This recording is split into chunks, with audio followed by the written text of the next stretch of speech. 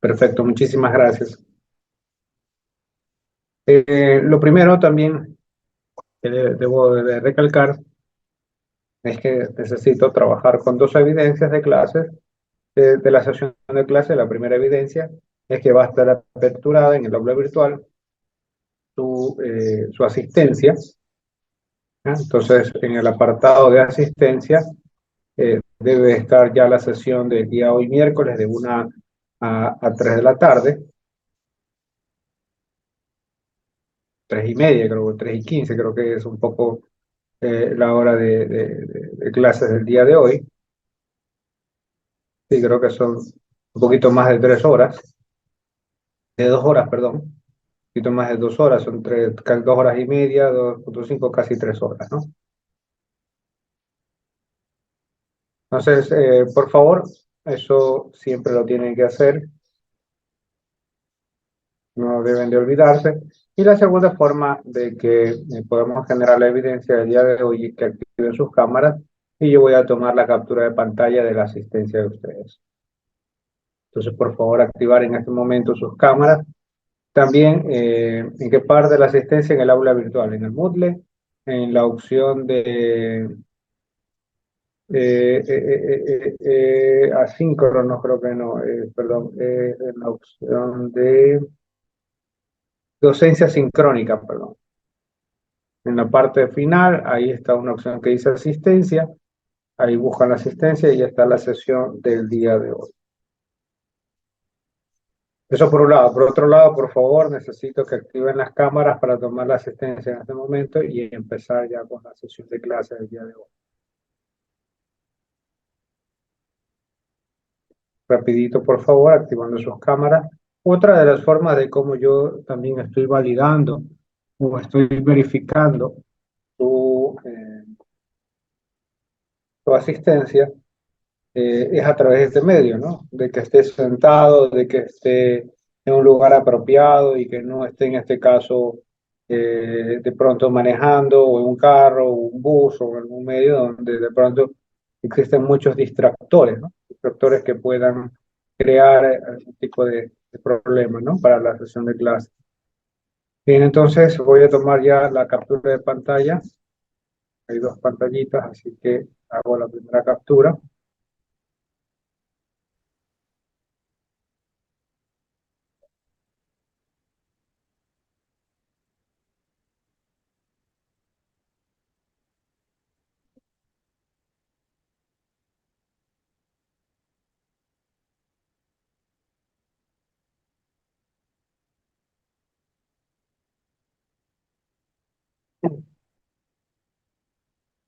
Ahí está la primera captura. Vamos a la siguiente captura. Por favor, me falta Gustavo Cisneros, Brighton González, José González. Ingeniero, yo estoy en otro dispositivo, el otro está en la computadora, por la cámara. Eh, ya, perfecto, listo. Entonces faltaría Brighton es el que me habló, ¿no? Faltaría Sí, sí, Gustavo ingeniero. Cisneros. Faltaría Gustavo Alejandro Cisneros y faltaría José González.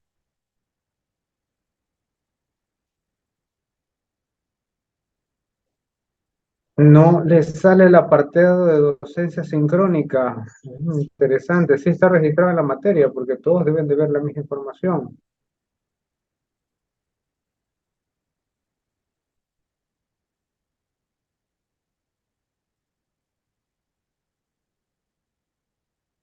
Para la segunda captura de pantalla, por favor. Versión final, a la última versión que Paquete trae se ofrece. ¿Ya? Entonces nosotros ya revisamos un poco sobre el direccionamiento. La estructura del direccionamiento es en IP versión 4, una estructura que trabaja a 32 bits.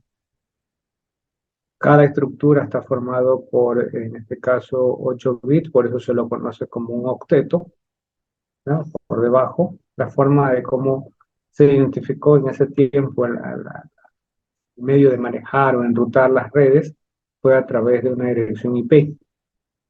pero esta dirección IP solamente trabajaba con 32 bits, creando cuatro octetos, ¿no? Uno, dos, tres, cuatro octetos que pueden ser convertidos a valores binarios, ¿no?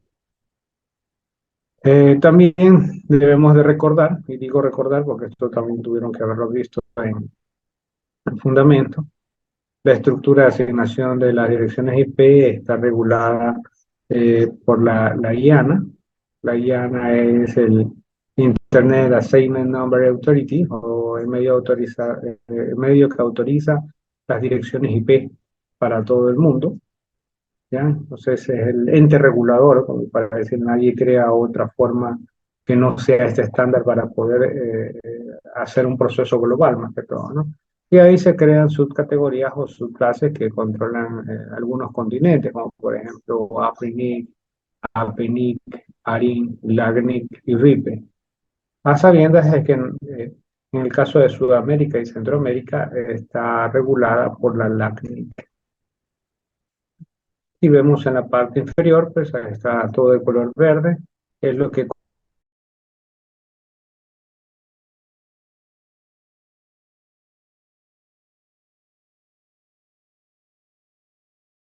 todo el continente, es toda la parte de Europa. APENIC, en este caso, es Corea y Australia. Y finalmente, pues Harín, que está reconocido por todo lo que es Canadá y Estados Unidos. A interactuar. Internamente en cada país existe la NIC, que es el registrador de dominios, el que nos controla, podríamos decir, a nivel de Ecuador, y donde usted puede ver o identificar cada dominio o cada nombre de una página IP que debe estar registrada en este medio. Para entidades públicas no hay costo, ya siempre y cuando cuente con todos los papeles oficiales de la empresa. Y para una entidad privada, pues hay un costo bastante bajo, de pronto representativo, podríamos decir, pero que debe de hacerlo para poder mantener su registro de dominio único dentro de la red de Internet. ¿Sí?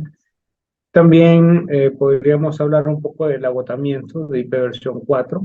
Hay muy poco IP versión 4, ya realmente a la fecha ya no existe tanta dirección de IP. Si vemos aquí un poco la historia, nos dice que en el 2014 ya solo existía el 0.28% de direcciones IP. Finalmente, si vemos el que tiene más grande la torta era Afrinic. Por tanto, ¿qué hicieron las otras dependencias ya por el 2016? Comenzaron a hacerle la petitoria hacia Afrinic para que Afrinic vuelva a redistribuir sus direcciones IP porque en su área o en su continente no estaba siendo utilizado al 100%. Entonces de ahí extrajeron un poco más de direcciones IP de esa red y lograron pues distribuir hacia el resto que estaban necesitando. Hoy en día pues prácticamente ya no hay direcciones IP versión 4, todas ya están repartidas. Y ARIN, que controla todo lo que es Estados Unidos y Canadá, pues ya ellos ya no usan para nada IP versión 4, sino que se mantienen con IP versión 5.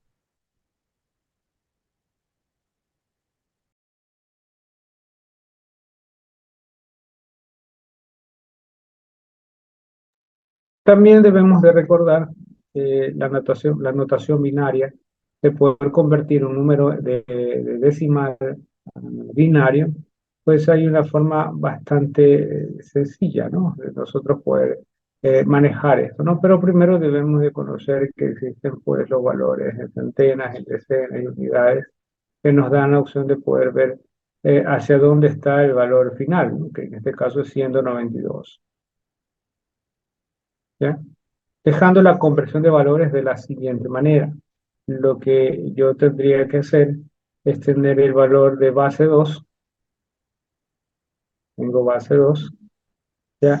Y elevar a la potencia de los valores que yo requiero. ¿Cuál es el exponente o la potencia? Este de aquí. Entonces, para el primer bit sería 2 a la 6, para el segundo bit sería 2 a la 1, 2 a la 2, y así sucesivamente hasta llegar a 2 a la 7. ¿Sí?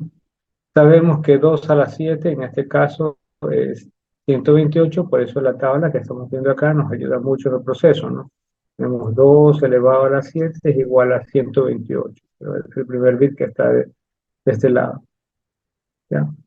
El segundo valor que tengo dentro de la estructura es 64, porque sería 2 elevado a la 6. Sería el siguiente bit y sumaríamos 64. Entonces, ¿qué es lo que hace la estructura cuando nosotros tenemos un bit encendido o un bit en 1, como vemos aquí? Lo que hace es sumar esos valores. Pero cuando el bit va en 0, como vemos aquí, toda esta estructura está 0, 0, 0, 0, 0, 0, 0, ¿ya? Lo que hace es no sumar el valor que se encuentra en la parte superior, o sea, el resultado de la de base 2 elevado a la parte. No lo suma. Solo suma los valores que están en este caso, este valor que está aquí y el de acá.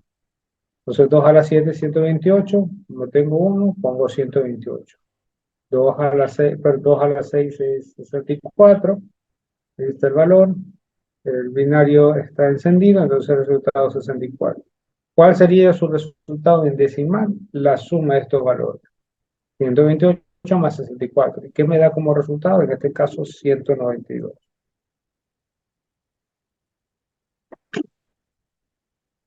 Entonces, esta tablita nos va a ayudar bastante al proceso de analizar cómo hago las conversiones. Entonces, aquí que es para 192 sería 1 a 1 y el resto de valores en 0. Para poder llegar al 168 tenemos ciertos bits encendidos, que serían los bits que se van a sumar, y el resto está en 0, eso quiere decir que no se suma nada.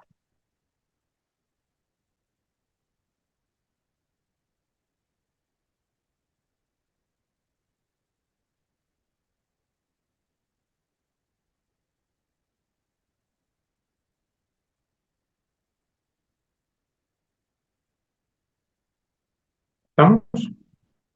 ¿Hasta ahí está claro? ¿Me confirman por el chat si estamos claros, por favor? Doy un minuto para que puedan contestar en el chat.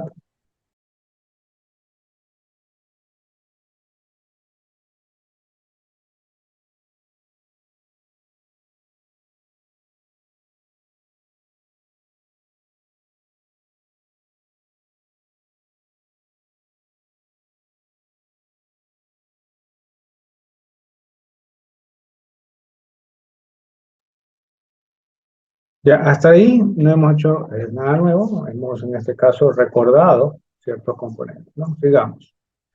Entonces tenemos el siguiente ejemplo, ¿no? Si es que nos han dicho de que la forma de cómo trabajar es que si tenemos un bit encendido, pues ese es el valor que vamos a sumar y el bit que está apagado no.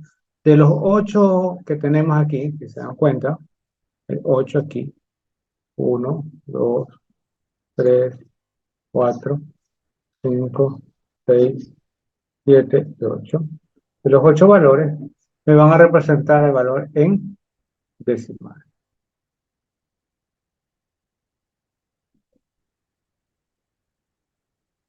Ya, ¿por qué la representación en 1? Porque el bit encendido en la posición que está va a sumar el valor y me va a dar el valor total en decimal.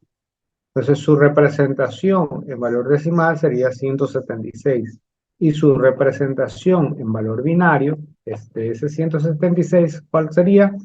1, 0, 1, 1, 0, 0, 0, 0. ¿Sí?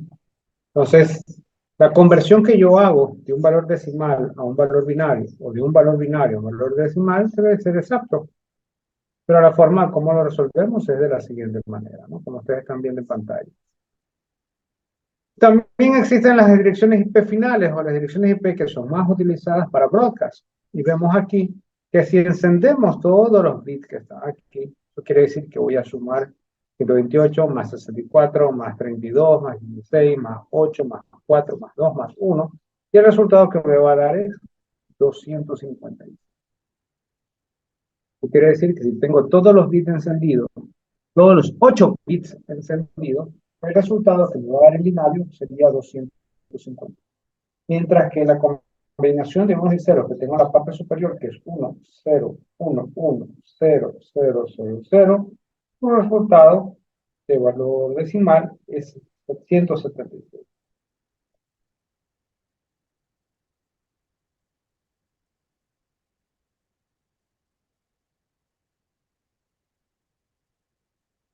Entonces, ahí vemos en este caso la conversión, ¿no? Recuerden que la computadora lo que entiende son unos y ceros, no entiende ese 192, 168.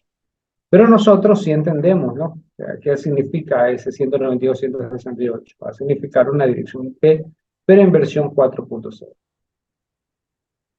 Una vez que queremos convertirlo a valores binarios, pues obviamente el valor binario para cada valor decimal va a ser variable, ¿no? En este caso, miren cómo está el 192, es 1, 1, y el resto es 0. 168 tenemos a 1, 0, 1, 0, 1, 0, 0, 0. En el otro caso solamente tenemos 10, entonces tendría que poner 10, 10, pero del otro lado. Y finalmente el otro valor de 10, que es 10, 10, pero lo tenemos específico para la dirección IP.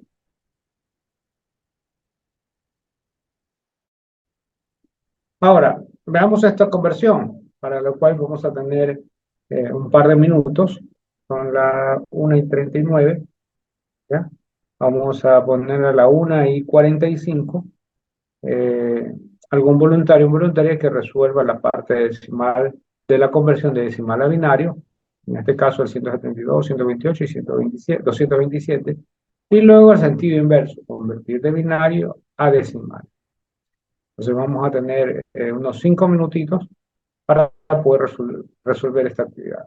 Por favor. Ahora, en los ejercicios que se nos vienen más adelante, por lo regular no le muestran de esta manera. Quiere decir que usted olvídese que le van a mostrar de esta manera, pero usted debe de saber traducir esa valor. ¿Cómo le van a mostrar? De esta manera.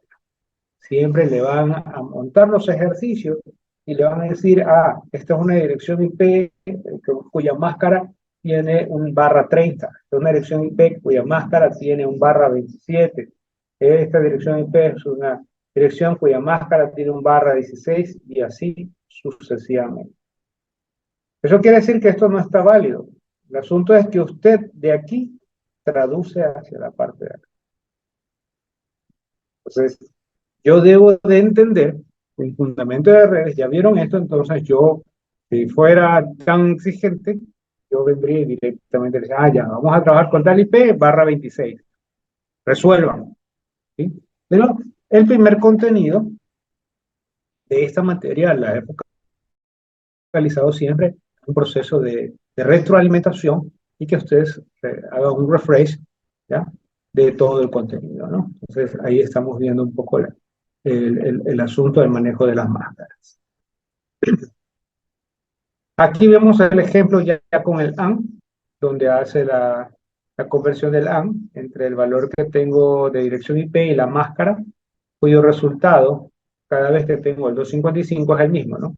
1, 0, 0, 0, 0, 0, es el mismo resultado si le aplico el AND en la parte de abajo, 1, 1, 0, 0, 0, 0. Mientras que en la parte final, como el valor de la máscara es 2, perdón, es 0, vemos ahí que esa parte, pues ese octeto cambiará. Por tanto, se convierte eso en una dirección de host o una porción de host. ¿Qué significa los CIDR? Porque eso es lo que siempre nosotros vamos a trabajar, el prefijo de longitud. ¿Ya? CIDR significa Class Interdomain Routing. Aquí lo tenemos. Y es la forma de cómo ustedes van a recibir los ejercicios.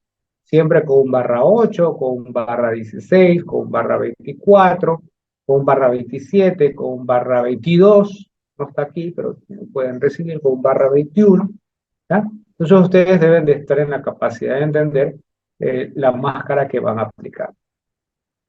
¿Ya? Porque como se le va a entregar es a través del CIDR. Entonces eso debemos de tenerlo muy claro en su estructura.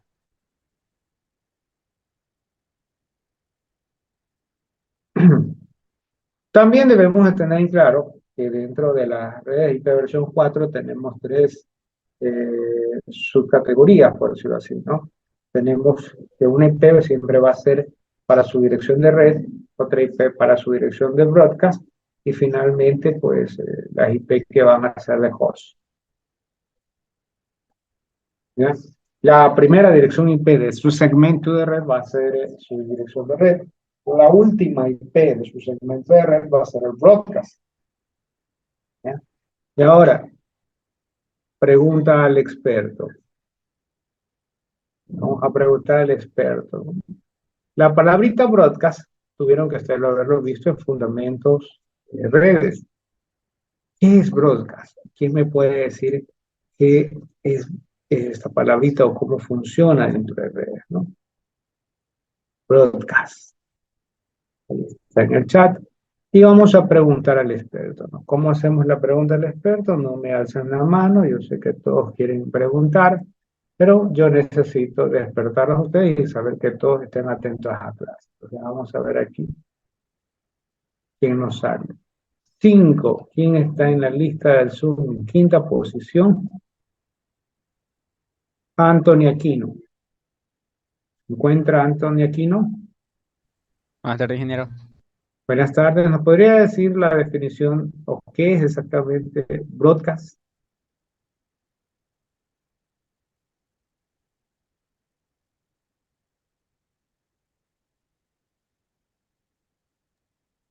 ¿Ya? ¿Escucha? ¿Sí? ¿Nos podría decir? No, no le escuchamos nada. Se Ahí, estaba muteado. ¿qué es la red, como la dirección de la red? La dirección de IP, ¿ya? ¿Pero qué hace ese broadcast? Entre el usuario hacia hacia el router, creo, hacia la máquina, ¿no? No. A ver si le ayuda a José González. Escúchame, escúchame. ¿Si le ayuda a José? ¿Sí me escuchan? Perdón. Sí, sí le escucho, sí le escucho. Ya, el broadcast es nada más y nada menos que la transmisión de datos que serán recibidos por todos los dispositivos de la red. Eso lo tengo. Bien. Entonces, para, en este caso, fortalecer. Cuando yo tengo una red con muchas máquinas, ¿ya? Una máquina debe siempre estar anunciando esa red.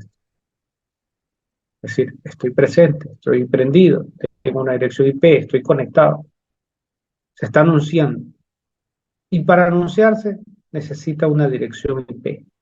Y esa dirección IP es la broadcast. O sea, ese broadcast manda mensajes repetitivamente a todas las máquinas que pertenecen a esa misma red. ¿Ya? Pero eso cuando todo funciona bien. Pero cuando hay un malware o un virus, a veces la máquina comienza a enviar broadcast, ¿ya? En un sentido de tratar de saturar la red. O sea, ahí se convierte en una desventaja el broadcast. ¿Ya? Sin embargo, es lo que nosotros utilizamos siempre acá, ¿no? Todo el tiempo utilizamos IP versión 4, ¿ya?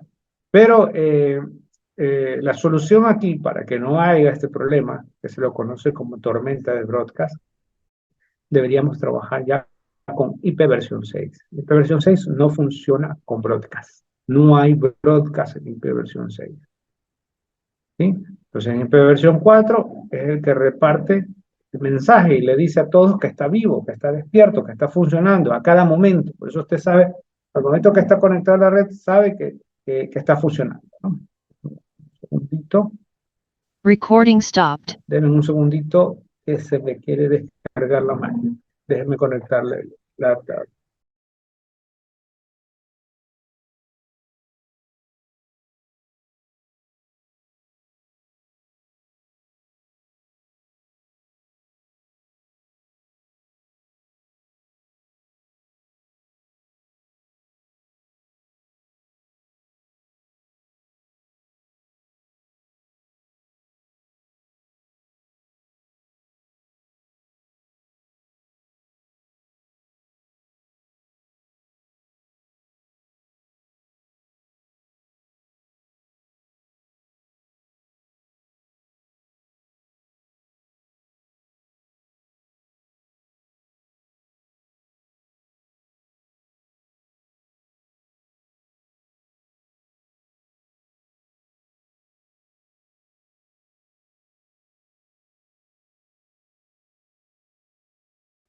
¿sí?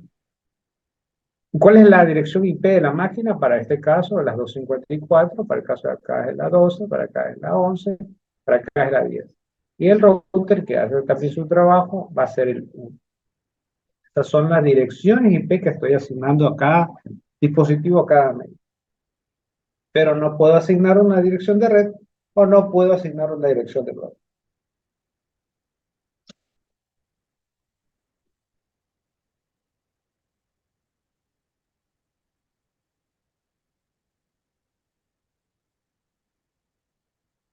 Cuando nos hablaban de las clases, una forma rápida de poder identificar a qué clase pertenecía era cómo funcionaba o cómo estaba armado el primer octeto de mi dirección IP.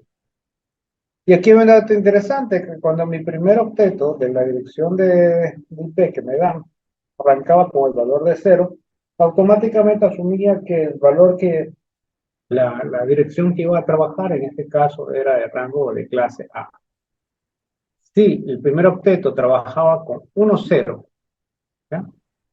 Lo que me daba la apreciación es que la dirección de red con la que iba a trabajar era de clase B. Si arrancaba con 110, era de clase C, y si arrancaba con 1110, era de clase D. ¿Sí?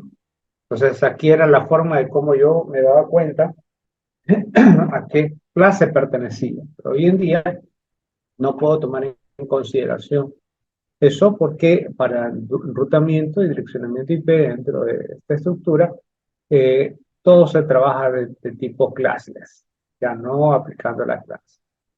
¿Sí? Entonces vemos aquí que si todo arranca en 0, sería la red, arrancaría en 000 hasta 126.000. Y ustedes dicen, bueno, ¿y qué pasa con las 127? Son direcciones IP reservadas ya por la máquina, por el sistema operativo. En la siguiente opción tenemos el 128 y el 128 llegaría hasta su rango de 191.255. Ahí sería el máximo de rango para la clase B. Para clase C podría trabajar yo con 192, pero terminaba en 223 hasta 255.250. Eso es lo que yo podría trabajar con un clase C, en este caso sería un /24. Y finalmente una clase D arrancaría con 224 y terminaría en 234. El restante sería clase E. Pero esto en relación a que si yo voy a trabajar con clases, ¿no? Pero en este caso yo no voy a trabajar con ninguna dirección de tipo clase porque la forma de cómo se enruta es a través de formatos de clase.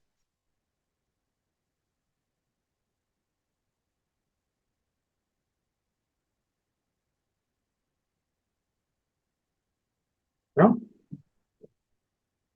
¿Vimos? Entonces, el único medio que me va a ayudar a poder enrutar redes que no son de la misma familia o redes que no están incluidas dentro de la estructura de este segmento de red, el único que va a poder ayudarme a hacer eso es el router, que es el objeto de estudio eh, por la cual estamos en la materia, ¿no? Entonces, vemos que el router es el que se va a lograr encargar de poder hacer la comunicación entre un segmento de red y otro segmento.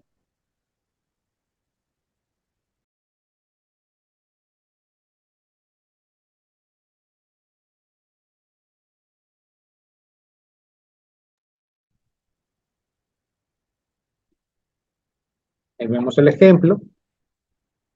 Tenemos la dirección de IP versión 4. De este lado, la dirección de red 192.168.10.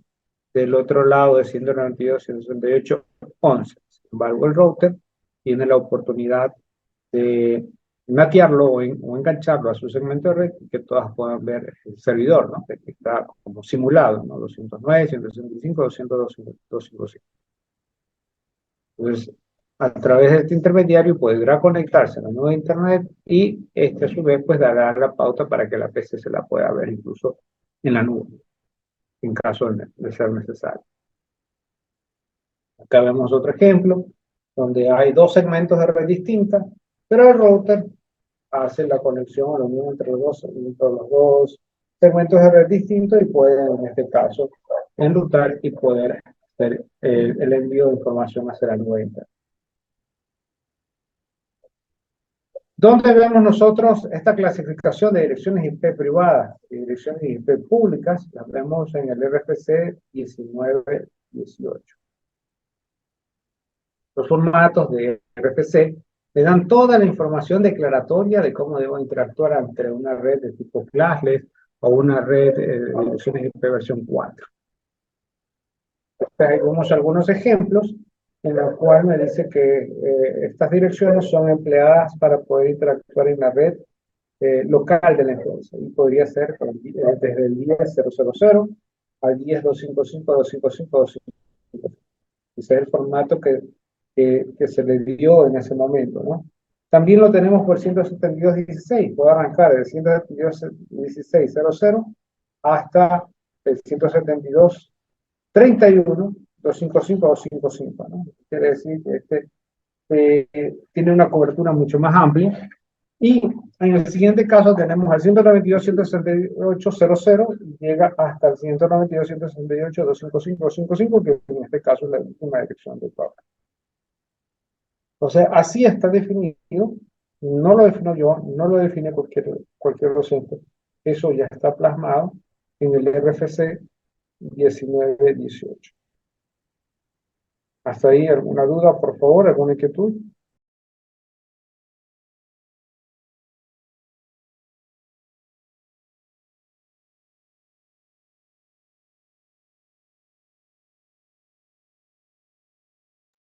¿Hasta ahí alguna duda? ¿Alguna inquietud, por favor?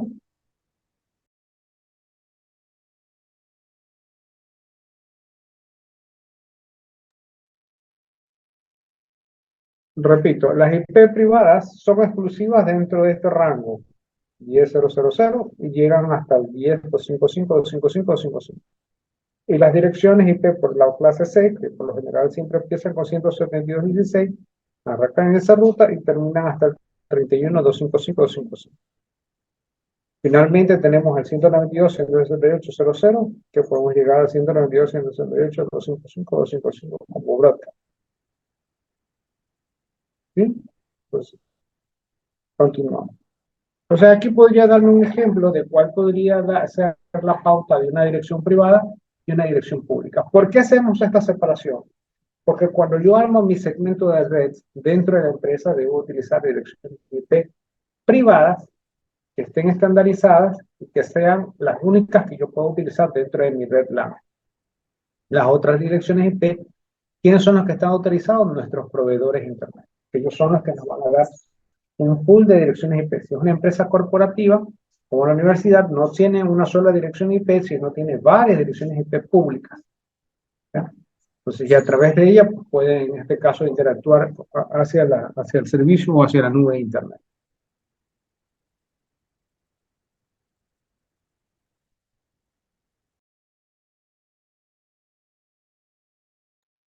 Pero también existen direcciones IP que son de uso especial, ¿no? Yo les hablé hace unos minutos que el 127 ya tiene una función específica dentro de Windows y que se lo conoce como la loopback. Entonces voy a abrir una consola de DOS, ¿eh? Y yo puedo decir que puedo hacer un ping de la 127.0.0.1 y si hay red o está funcionando bien la tarjeta de red, te va a retornar. Pero también puedo poner ping 127.255.255.254, como dice el ejercicio, y también me debe dar ping. Porque ese rango de IP ya está accionado o está direccionado en este caso hacia ese tipo.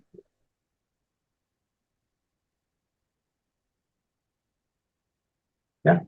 En el siguiente caso tenemos una dirección de tipo APIPA. ¿Y cuándo se utiliza estas direcciones de APIPA? Cuando una máquina requiere un servicio, como por ejemplo el servicio de direccionamiento IP dinámico o lo que nosotros conocemos como DHCP.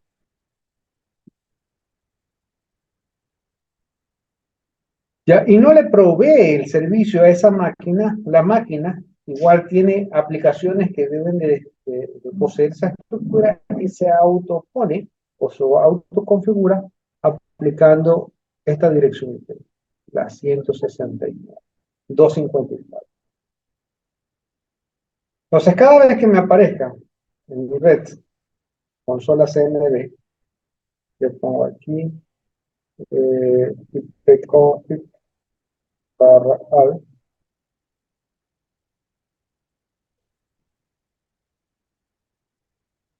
Aquí me va a decir que la dirección IP que estoy enganchada, en este caso la máquina, es con la 192.168.101.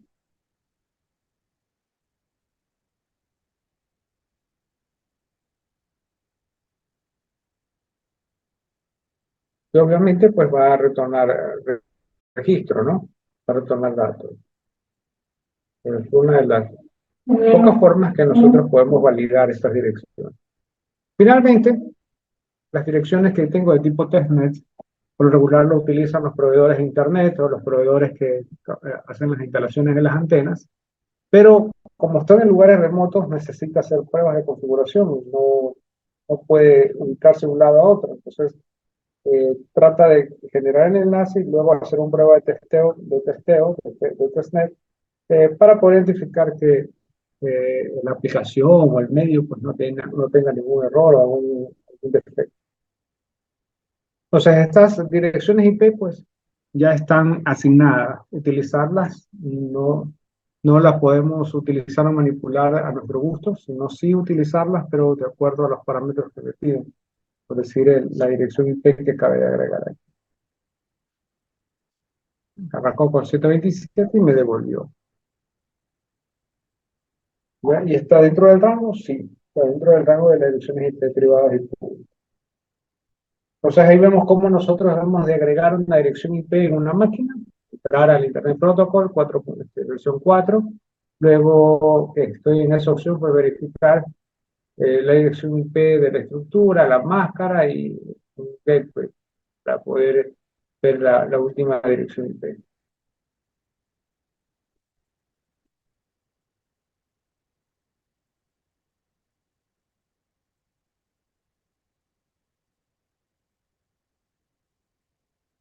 Otro de los factores que también tenemos que tomar en cuenta es cómo enviamos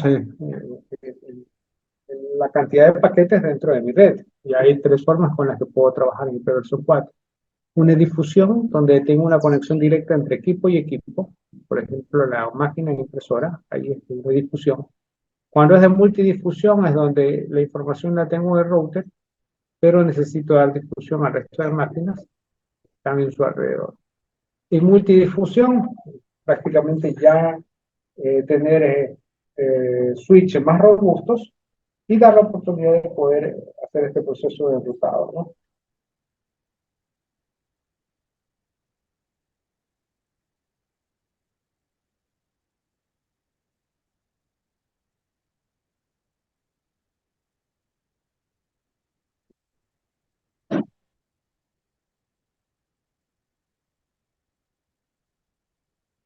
¿Ya? Ahí vemos también la difusión limitada o el broadcast limitada dentro de ese segmento de red.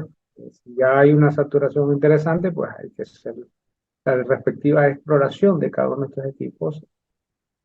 A ver, en este caso, qué podemos aprender o qué podemos organizar.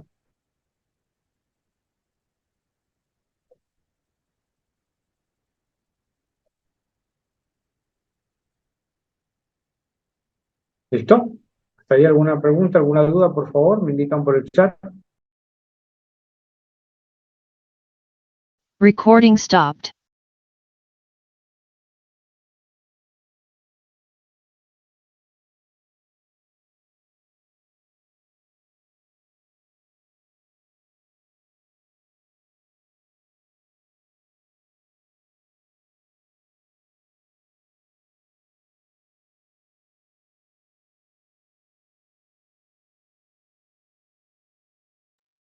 Bien, en cuestión a la transmisión por multidifusión, nosotros debemos saber que las direcciones IP que se trabajan ahí arrancan ya en 224.0.0.0.0 hasta el 239.255.255.255. ¿sí? Entonces, yo puedo en este caso trabajar en ese intervalo de direcciones IP y poder transmitir la información que requiero desde algún servidor primario o desde el del router o desde el switch.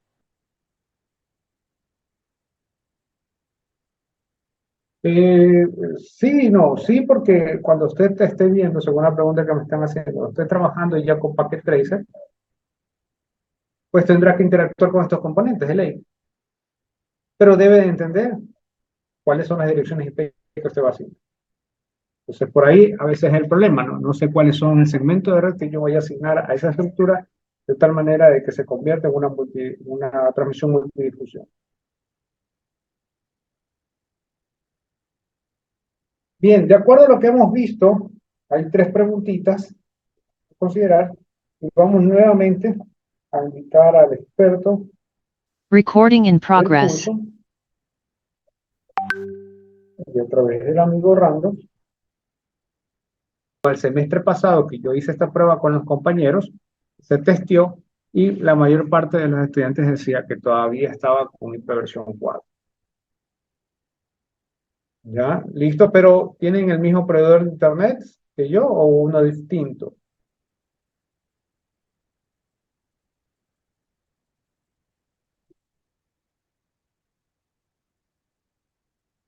Perfecto. Ya, PNT me dicen que ahora ya también está trabajando con hiperversión 6. ¿Ya? Por ahí me dicen Zumba TV hiperversión 4. ¿Ya? Brighton no me confirma todavía cuál es su proveedor de internet, pero me dice que sigue todavía con hiperversión 4. Entonces ustedes pueden tomar consideraciones, ¿no? Y tal vez más adelante, si hay la oportunidad económica, cambiarse de proveedor de internet. No es que le estoy haciendo publicidad a mi proveedor de internet o a los proveedores que están trabajando, sino que ustedes ya deben de conocer cuáles son ciertos rasgos, ciertos factores que se están ya quedando en el ambiente obsoleto y ciertos rasgos que factores están en un nivel mucho más arriba, donde usted puede tener exigencia de que la navegabilidad sea mucho más rápida. ¿Ya? Entonces, más adelante también vamos a conversar sobre ciertos factores que suceden en la universidad, ¿ya? Y que no se ha podido cambiar por la misma situación de que la mayor parte de los estudiantes, o un gran porcentaje de estudiantes, posee un celular, pero posee un celular que no tiene la frecuencia de transmisión de Wi-Fi, no es la más rápida. ¿Ya? Entonces, ahí me refiero, en este caso, en el servicio de Wi-Fi, que yo tengo una frecuencia de comunicación de 2.4 GHz y tengo una frecuencia de 5 GHz. ¿Ya? Entonces, cuando yo elegí mi proveedor, pedí que si este proveedor me daba un equipo, un AP router, que trabaje a 5 GHz.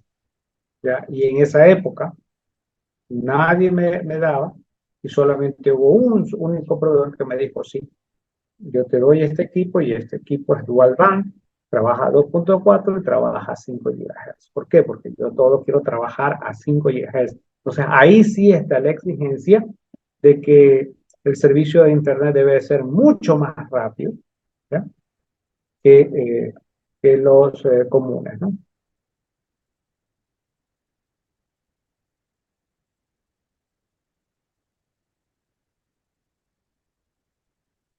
Mira, muy buena pregunta, Brighton, pero te la contesto de la siguiente manera, ¿no? Ustedes recién en esta materia comienzan a despertar un poco los conocimientos de redes y pueden tomar eh, ciertos datos, ¿no? Y como siempre digo, esta materia es una materia de especialización. Y cuando ustedes ya empiezan a trabajar con materia de especialización, es donde empiezan a entender y se están empezando a convertir ya, en este caso, en asesores. Los otros que vienen, estudiantes de primer semestre, segundo semestre, tercer semestre, que se quejan, no, que el servicio de internet en los laboratorios o en la UCSA es pésimo, que puede ser peligroso y toda la cuestión. ¿Ya? Entonces, estábamos hablando, ya le contesto a Brighton, estábamos hablando de que en la universidad los equipos inalámbricos trabajan a 2.4 y a 5 GHz. Cuando trabajamos a 2.4 GHz, su ancho de banda es muy pequeño para trabajar en la parte inalámbrica. ¿Por qué no se ha cambiado? Porque la mayor parte de los estudiantes tienen teléfonos cuya tarjeta inalámbrica solo trabaja a 2.4. Entonces, si solamente dejamos las antenas, ¿ya?, para que trabajen a 5 GHz, donde su ancho de banda puede crecer mucho más, dejamos afuera esa tecnología y ese grupo de estudiantes, ¿ya? Entonces, como que no es amigable esa idea. Por eso todavía se conserva 2.4, 5 GHz. Ahora, si usted quiere trabajar a 5 GHz, pues usted puede entrar a la máquina de Windows, ¿ya?, y decirle a la tarjeta de Wi-Fi inalámbrica: oye, trabájame a 5 GHz, no me trabajes a 2.4. Si me detectas una antena de 5 GHz, trabájame a 5. Y es lo que yo tengo en este caso en mi máquina. ¿Ya? ¿Ya? Mi máquina, si detecta una red que trabaja a 5 GHz, como es la red que tengo en mi casa, pues se engancha a 5. ¿Ya? Pero temporalmente, pues hay unos problemas en las oficinas y tuvimos que habilitar un AP router adicional. Ese AP router trabaja a 2.4. Ya, el equipo, mi trabajo en esa red se conecta a 2.4. Pero los equipos que tiene la universidad, ¿ya?, que son unos RUCUS, son los equipos que tiene la universidad. RUCUS son unos tipos inalámbricos, trabajan a las dos bandas, 2.4 y 5 GHz. Pero cuando están esas dos bandas, mi máquina o los equipos que yo trato de conectarme, siempre los configuro para que trabajen a 5 GHz. ¿Ya? Eso por un lado. En relación a la otra pregunta,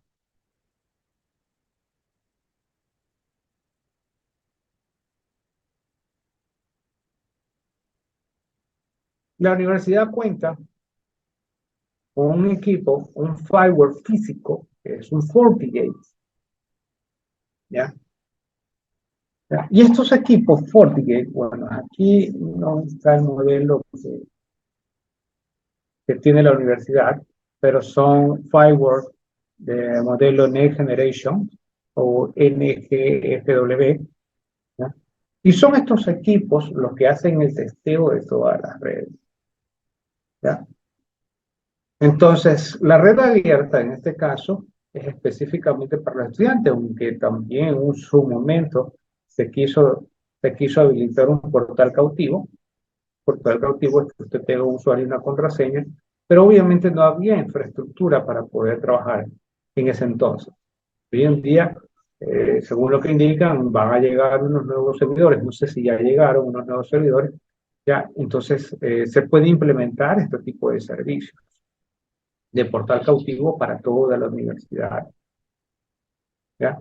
De tal manera de que solo con su número de cédula como usuario y su número de cédula como contraseña les den la opción de conectarse a la red. Es más control, sería más limpio la navegación porque usuarios que no estén afines a la universidad, pero que estén cerca de la universidad, puedan utilizar el servicio y tal vez hasta están descargando información, pues ya no podrían porque para poder navegar necesitan un usuario y una contraseña y estar registrado como un estudiante regular, ¿no? Para que entre en esa base de datos. ¿Ya? Pero por ahora lo que yo le podría decir es que hay un FortiGate, que es un firewall, un fierro, ¿ya? No es una computadora, es un equipo específicamente y un equipo que es bastante robusto para el control de ataques cibernéticos, tanto interno como externo. Ese es el que está ahí como guardián cuidando la red. En cuestiones de ciberataque, la universidad sí está tomando consideraciones en todos estos medios, ¿no? Entonces es lo que yo podría contestarle la pregunta que me está haciendo el compañero, ¿no? Sigamos. Entonces, ahí está lo importante de poder trabajar con IPv 4 y con IPv 6. Ya ustedes están poniendo en mesa pues las situaciones, ¿no? El profesor me dijo que IPv 4 es lento. Sí, nadie le va a negar que IPv 4 es lento. Pero hay muchos factores. También puede ser el router, ¿ya?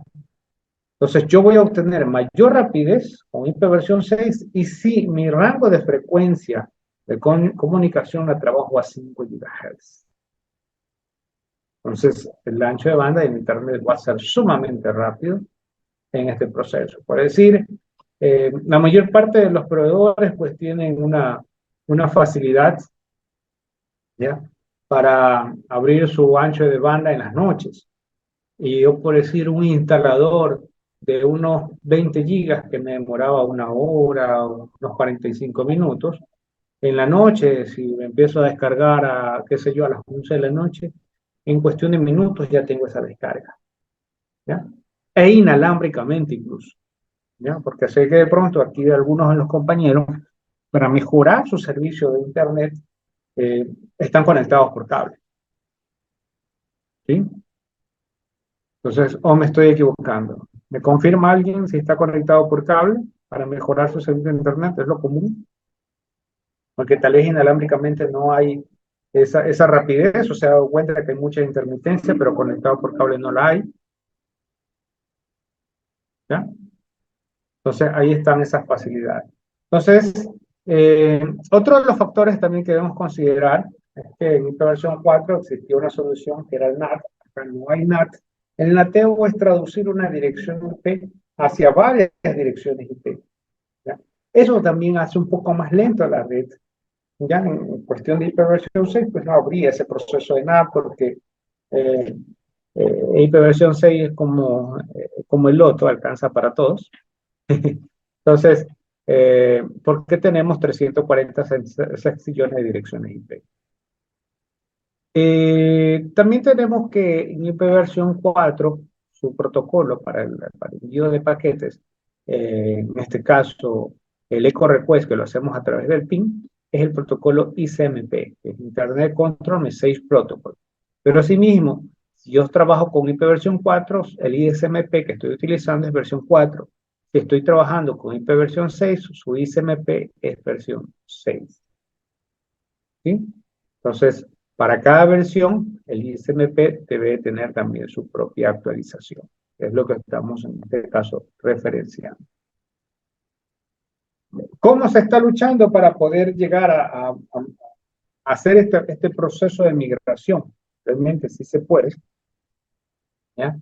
En el caso de los routers Cisco, pues tenemos una solución que se llama el Dual Stack, que me ayuda a hacer ya la coexistencia entre IPv4 e IPv6. ¿Qué hace el Dual Stack? En un segmento de red, yo puedo estar trabajando con IPv4 y en otro segmento de red puedo estar trabajando con IPv6, ¿ya? Y es lo que en este caso se quiere hacer en la facultad como primera parte. Tengo el dato y que hay una universidad o dos universidades que están ya casi al 100% de trabajar con IPv6.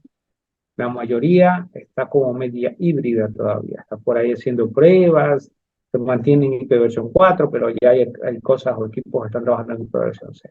Pero asimismo ya hay dos universidades que están ya migrando prácticamente en su 100% a IPv6, que es lo necesario hoy en día, ¿no?, para mejorar el servicio. Esto también de migrar a IPv6 también causaría un problema con los teléfonos, porque si el teléfono antiguo que de pronto tiene usted o cualquier persona y que quiera conectarse a la universidad y no tenga ese registro de IPv6, no lo tiene, pues automáticamente tendría ese problema, ¿no? ¿Ya?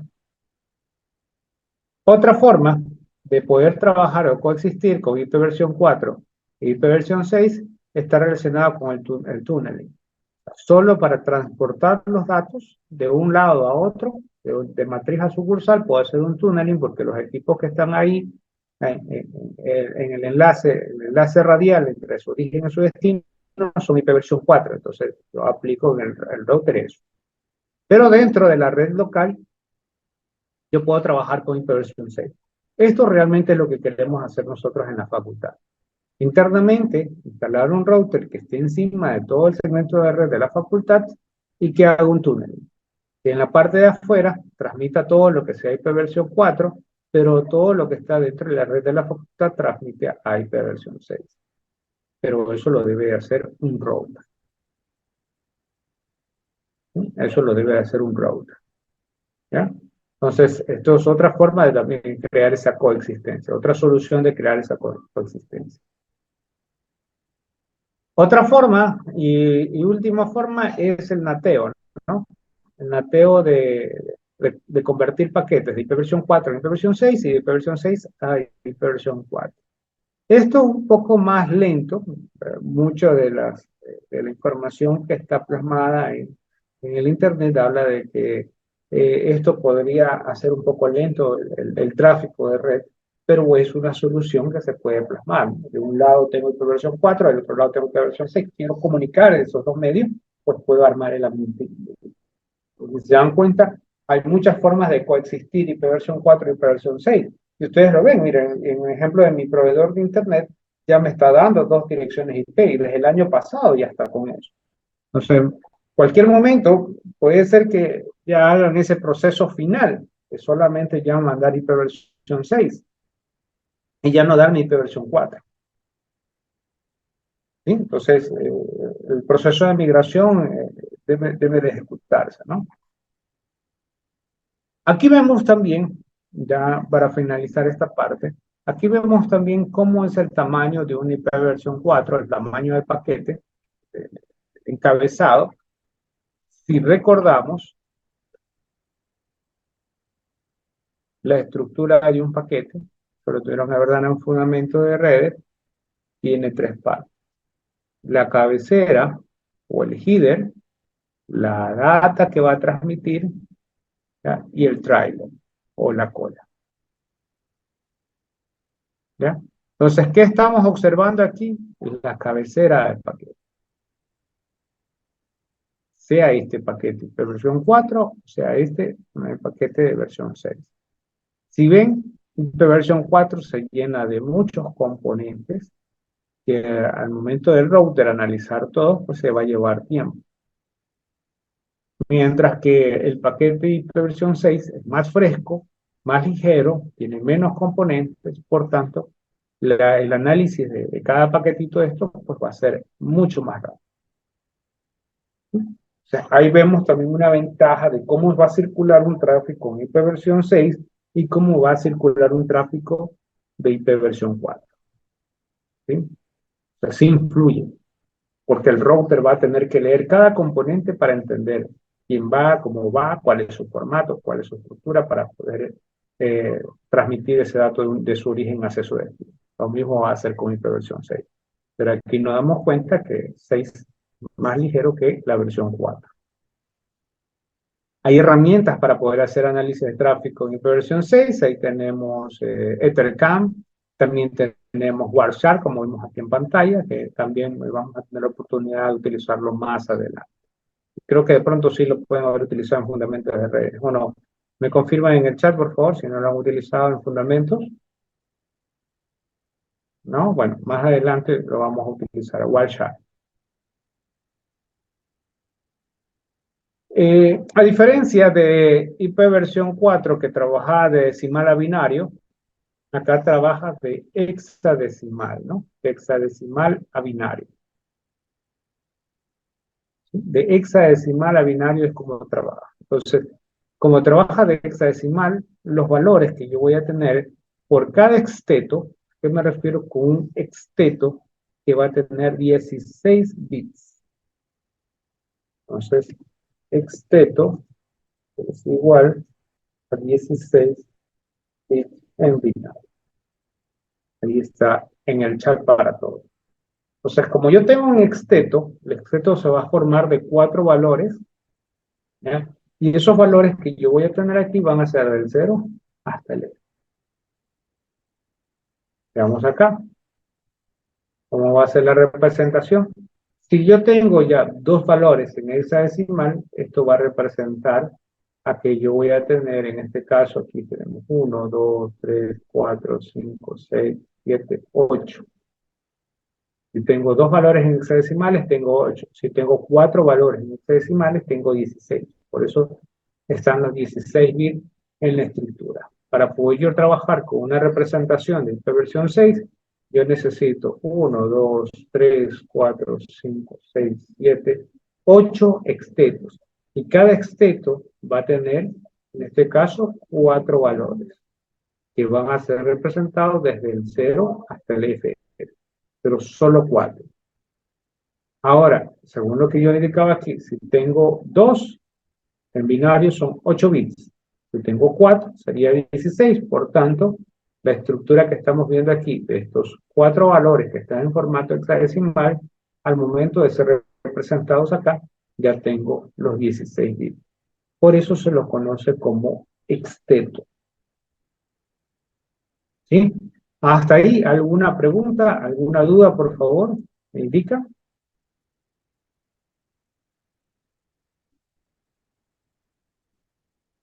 Por favor, ¿alguna duda, alguna inquietud? ¿Me indican por el chat? ¿No?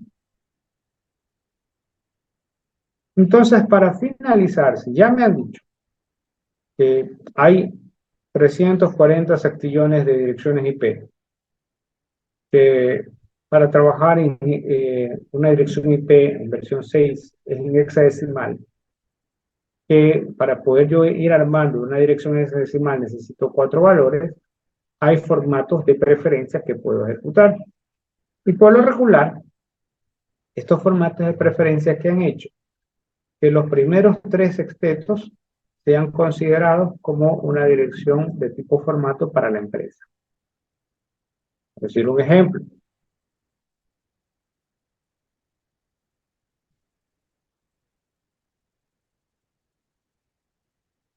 ¿Ya? Yo puedo arrancar de la siguiente forma.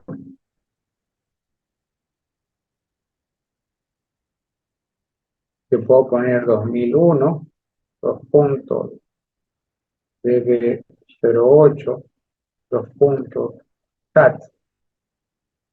Y de pronto poner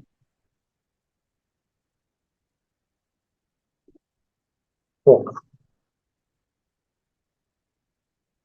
Entonces, ¿qué saco con esto? Que ya les acabo de indicar que estos 3 primeros octetos que están aquí representan o identifican a una empresa o una entidad.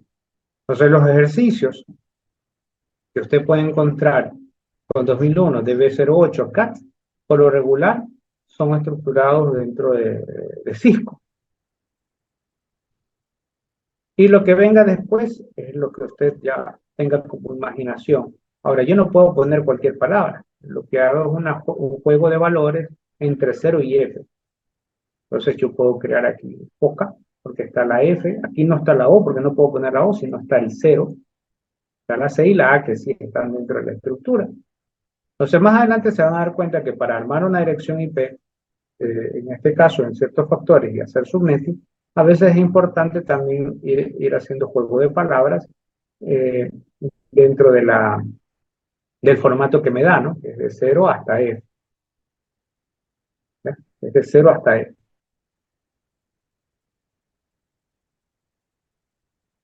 ¿Listo? Entonces, de ahí, lo que venga, yo le voy a poner 2 puntos, 0. ¿Qué significan estos 2 puntos? Que el resto va a ser completado con ceros. Todo lo que venga después para acá va a ser completado con 0. Entonces, es una forma de reducir su tamaño, ¿no?